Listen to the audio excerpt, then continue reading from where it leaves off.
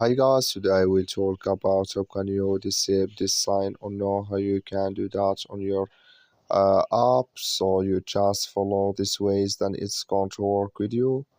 All you have to do in first. So you just go down here, you click here on profile down here, just click on it.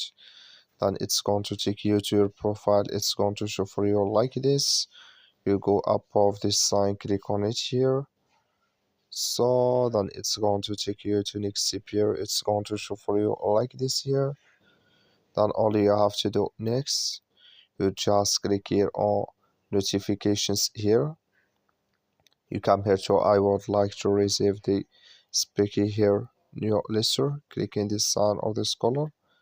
Like you see color it's gone. That's mean it's disabled with us now. So that's all you have to do. That's all I wish you I get it. Thank you for your watching. Don't forget to support us by liking and subscribe.